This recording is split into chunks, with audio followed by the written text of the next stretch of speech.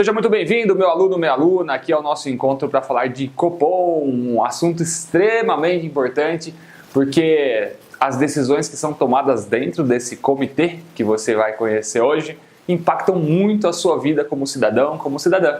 Então, além de entender os movimentos que são decididos lá dentro e os impactos que isso traz, isso também vai te dar subsídio de informação para orientar melhor os seus clientes dependendo dos rumos que a economia for passar, tá bom? E você vai entender também, porque eu construí uma tabelinha aqui que vai facilitar a sua vida para que esse conhecimento seja levado para o resto da sua vida. E sempre que você escutar sobre uma decisão que foi tomada dentro do Copom, você saiba no que isso impacta e como isso impacta a sua vida e a vida dos seus clientes. Vamos lá então falar de Copom. Quem que é o Copom? Para começar aqui, é uma diretoria colegiada do Banco Central. E por que esse Copom ele é criado? A gente já conversou sobre o Conselho Monetário Nacional, você já aprendeu que o Conselho Monetário Nacional, uma das coisas que ele faz é criar uma meta de inflação. E quando o CMN cria a meta da inflação, quando o Conselho cria essa meta, alguém precisa cumprir. Porque você sabe que o CMN ele é um órgão estratégico. Então, quando o órgão estratégico cria a estratégia, porque a meta da inflação vem para que ele cumpra a questão de crescimento e desenvolvimento do país, alguém tem que executar. E quem executa? Um órgão executivo. Sacou? Agora você já tem pleno domínio, né, da parte estratégica e da parte executiva. E quem que é o órgão executivo do Sistema Financeiro Nacional que faz supervisão das entidades que mais impactam na economia? As entidades instituições que mais impactam na economia são os bancos. Tanto é que a gente descobriu lá que quando o governo quer entrar na economia, quer realmente influenciar algo na economia, ele vai por intermédio dos bancos, né? E quem cuida dos bancos? O Bacen. Já que o Bacen cuida dos bancos, o Bacen vai ficar responsável por cumprir essa meta da inflação, por meio de suas ferramentas e instrumentos, tá? E um dos instrumentos que o governo tem e o Bacen usa, né, é a famosa Selic Meta, ou a taxa Selic. Nem sei se já deixei marcado aqui. Vamos colocar aqui, ó, Selic Meta. Vamos colocar bem grande porque é uma informação muito importante. Selic Meta. Essa é uma taxa básica da economia e que vai orientar o crédito, vai orientar o consumo, porque você vai entender como que isso vai impactar, inclusive, na inflação e no PIB, tá? Mas vamos lá. Já que você entendeu que a Selic Meta é um instrumento, é uma ferramenta e ela é uma taxa, essa taxa ela não é escolhida à revelia. Alguém vai lá e pensa assim, a taxa vai ser 7,5%. E pá, leva lá, divulga para o mercado e o mercado vai passar a respirar essa taxa aí por um tempo. Não é desse jeito.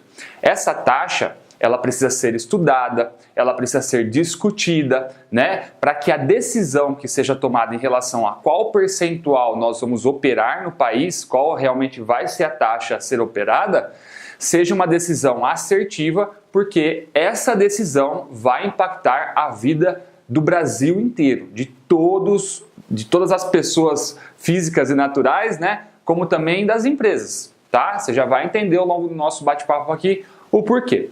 E essas decisões, elas são tomadas por um comitê. Quem é esse comitê? É o Copom, Comitê de Política Monetária. Então, o Copom, ele é um grupo de diretores, né? Então, por isso que eu falei que é a diretoria colegiada do Bacen, que se reúne 8 vezes por ano para discutir sobre o que está acontecendo no país e o que nós vamos fazer para cumprir a meta que foi nos dada. Então, nessa reunião é discutido sobre vários pontos da economia, o que está acontecendo lá na agricultura, se a cultura do tomate impactou em X% o aumento do preço desse produto, enfim, são assuntos que impactam a nossa vida, que são discutidos lá para entender se isso está no caminho para cumprimento de uma meta que eles receberam. Então eles se reúnem 8 vezes por ano, essas reuniões têm datas já pré-definidas, eles cumprem esse calendário de 8 datas dentro de um ano, que acontecem as reuniões ordinárias. Quem compõe esse comitê de política monetária? Nós temos lá, ele é composto por um presidente e mais 8 diretores, que são diretores de diretorias específicas do Banco Central. O presidente é o próprio presidente do Bacen. Então ele está ali dentro presidindo esse comitê. Afinal, ele é o cabeça-chave do órgão executivo que vai ter que cumprir a meta. É como se você já trabalha na sua agência ou gerente geral. Ele recebe lá de cima o objetivo e ele tem que se virar com a equipe que ele tem para cumprir.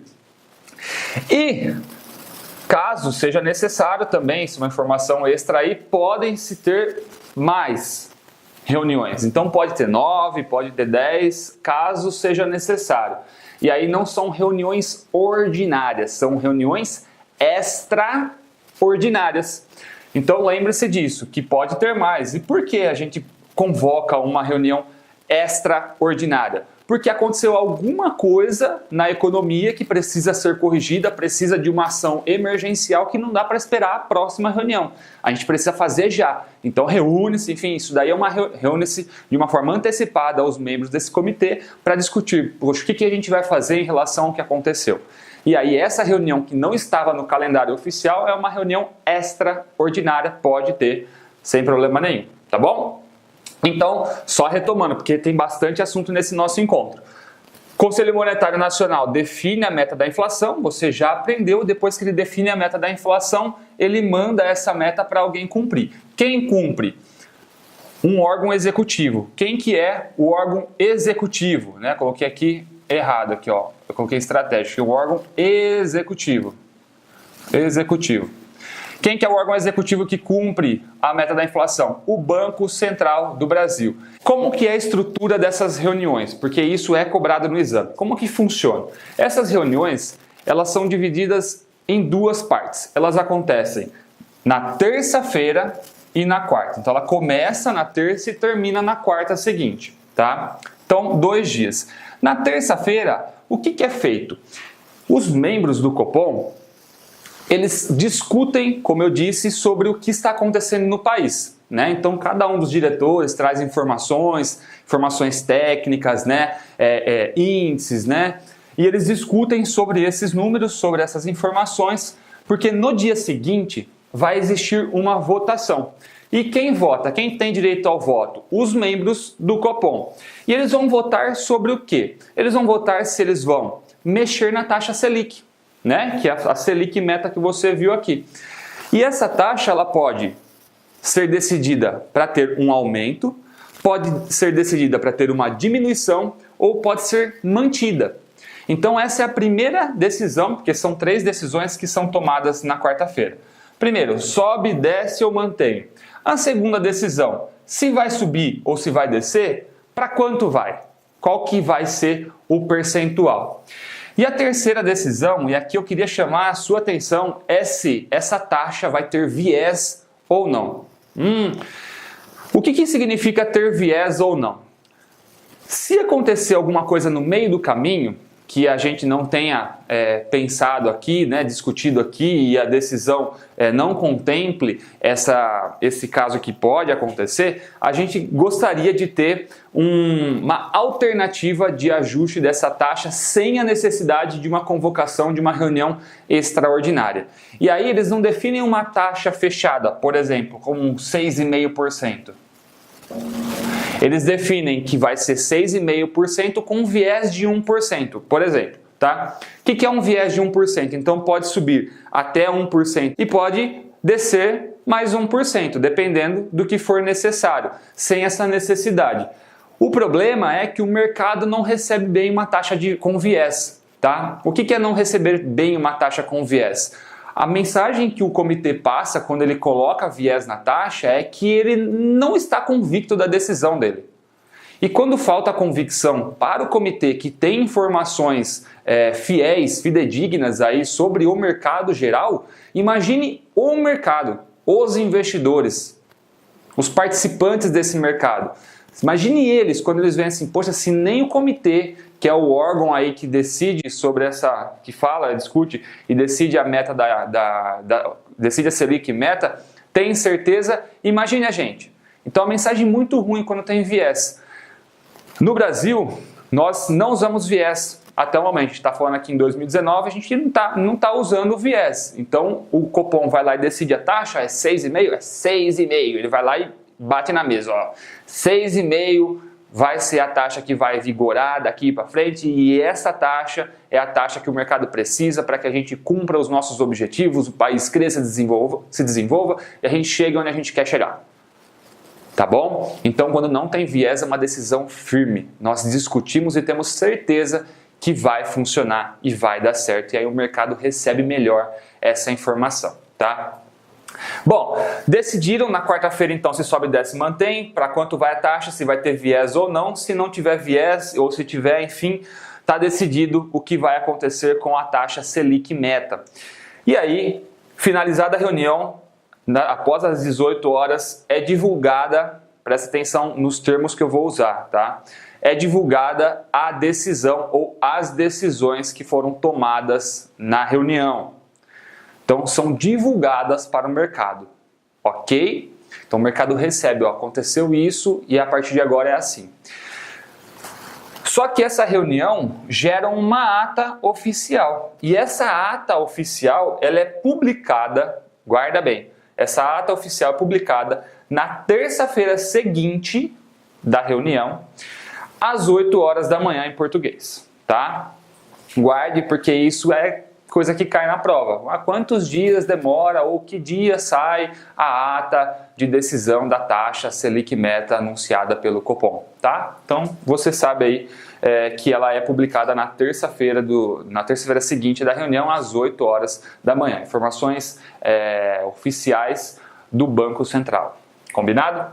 Bom, agora a gente vai entender aqui o que acontece quando eles tomam a decisão de aumentar ou diminuir a taxa. Porque eu falei para vocês que isso impacta na sua vida, mas impacta como? Vamos lá então. O Comitê de Política Monetária decidiu aumentar a taxa Selic meta. Quando ele aumenta a taxa Selic meta, o dinheiro, o crédito, passa a ter como base, já que ela é uma taxa básica da economia, leva como base essa taxa. Então, se a taxa sobe, automaticamente todas as outras taxas também vão sofrer aumento. Isso mostra pra gente que o crédito vai ficar mais caro. Então, o crédito sobe. Então, a gente tem aí a taxa de juros aumentando, de crédito ficando mais cara. Então, quando o cidadão, o consumidor, o cliente de banco vai lá solicitar um empréstimo, ele vai ser cobrado uma taxa de juros mais alta. Por que isso acontece? Porque o custo do dinheiro para o banco está maior, ele vai fazer um repasse do custo desse dinheiro. Quando o crédito fica mais caro, as pessoas não se veem tão estimuladas a contratar crédito. Então elas acabam postergando a decisão de comprar uma casa, elas acabam postergando a decisão de comprar um carro, de trocar um carro, elas acabam postergando a decisão, vamos falar agora de empresas, as empresas acabam postergando a decisão do investimento no maquinário para melhoria da tecnologia que ela tem no processo de produção. Elas postergam por quê? Esperando um momento que o dinheiro vai custar mais barato. Então elas vão deixar para depois. Por quê? Hoje o cenário não está tão favorável. Então, se o crédito fica mais caro, o consumo, como você bem entendeu, diminui. Porque eu já expliquei que as pessoas deixam para tomar as decisões mais tarde, num outro momento mais oportuno. Então, o consumo diminui. Lembra que eu falei lá da oferta e da procura? A lei da oferta e da procura, olha ela mais uma vez aqui inserida.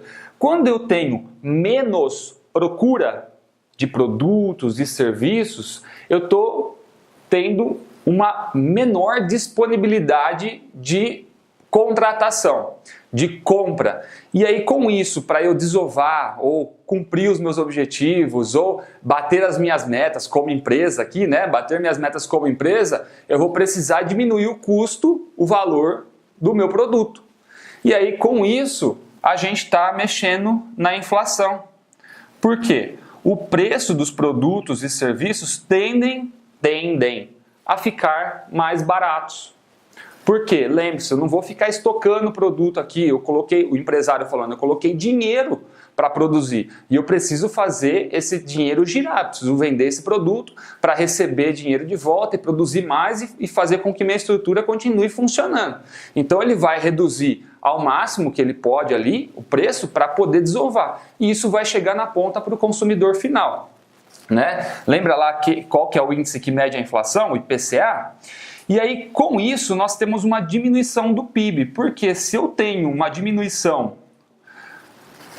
do consumo, né, e o PIB é a medida de riqueza do país, que a gente está olhando o consumo de bens e serviços finais, se a gente tem uma diminuição de consumo, automaticamente a gente tem uma diminuição do PIB, tá?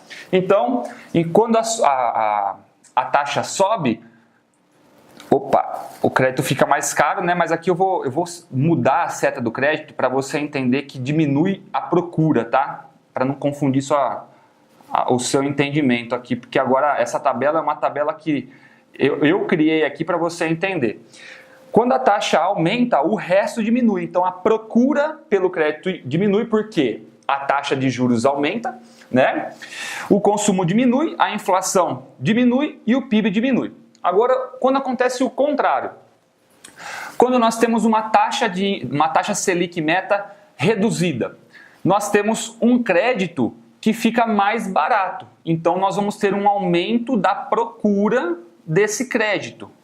Então, as pessoas vão buscar mais crédito, vão solicitar mais crédito. Lembra quando elas estavam esperando um momento bom da economia? Momento bom é quando a taxa básica de juros está barata para o crédito.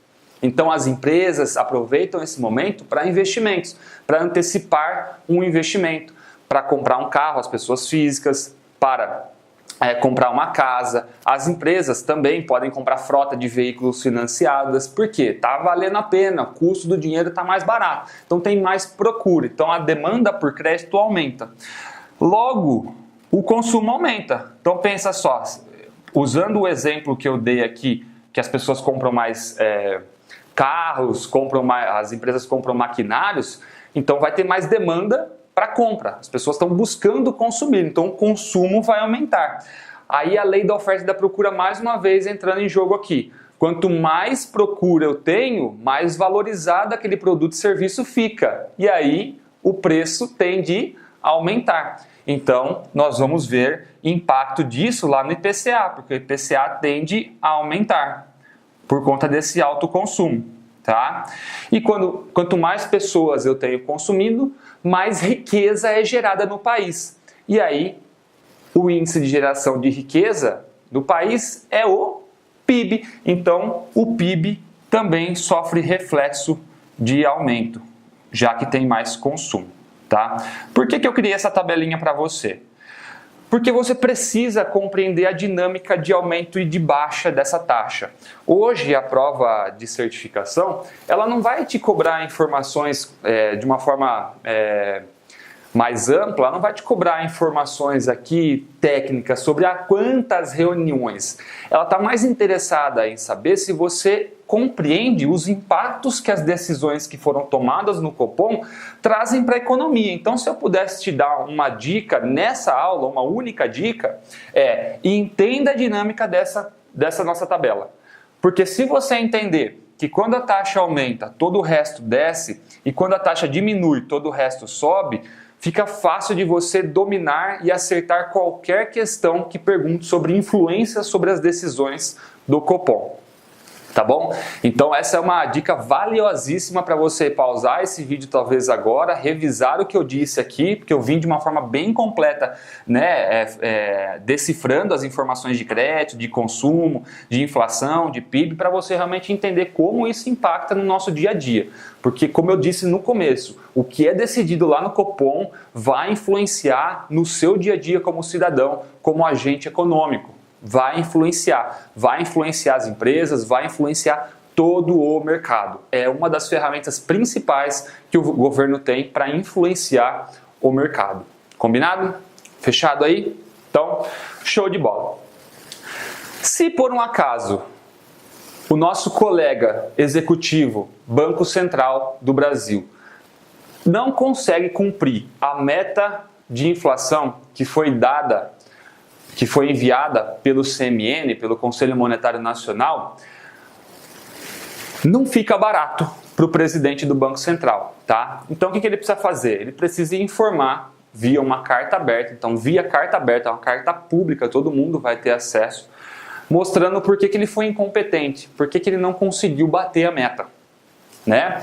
Contigo não é tão assim lá no banco, né? Não tem que publicar carta aberta quando não bate a meta, né? Acho que não, né? Às vezes tem, né? Lá na reunião estratégica de alinhamento, o chefe pergunta: o que aconteceu que você não bateu a meta, fulano? Aí você tem que contar para ele por que você não bateu, o que aconteceu no seu mês. Com o Bacen, com o presidente do Bacen, é a mesma coisa.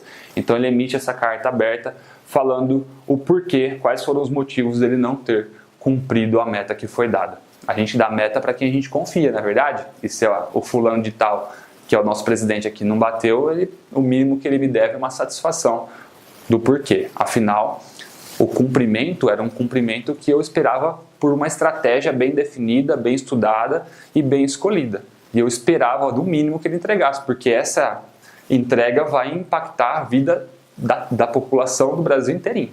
Tá? Então é algo muito sério que é discutido dentro do Copom. E as influências também são bem sérias. Uma decisão mal tomada vai cair aí no teu colo, porque você vai sentir, eu vou sentir, minha empresa vai sentir, todo mundo vai sentir. Beleza? Assunto encerrado de Copom. Essa é uma aula que você deve assistir mais do que uma vez. Tem muita informação que foi entregue e é até insano, né, o volume de informação. Porém, não tem por onde, tá? Eu acredito que você esteja no nível para receber essas informações já, e é por isso que a gente já vem entregando já para vocês. Então reveja com carinho, porque tudo que foi dito pode ser cobrado em prova. Inclusive esses insights que eu vim dando com essa tabela. Faz a tabelinha aí no seu caderno, anota, reveja a parte que eu explico aqui sobre as influências, tá? Só me perdoe aqui eu ter colocado a setinha para cima, mais relacionado à taxa de juros dos créditos aumentarem, mas a gente está falando sobre demanda, então fiz o ajuste aqui para você entender e ficar mais padronizado a questão do fluxo de informação dependendo do movimento da taxa. Combinado? Vamos que vamos? Seguir em frente aí, porque tem bastante assunto ainda para a gente tratar, desenrolar aqui, e eu te espero no nosso próximo encontro. Se você tiver alguma dúvida sobre esse nosso bate-papo de hoje, dessa aula aqui, aproveite a área de comentários, tá? Use e também leia os comentários dos colegas, porque eu sempre respondo e aqui embaixo pode ter algum insight que você não teve durante a aula, que um colega teve, e isso vai complementar a algum ponto de vista que você talvez possa gerar aí. Beleza? Um grande abraço, professor Antônio Walter, e a gente se vê na próxima aula. Clique aqui no próximo e vamos para cima.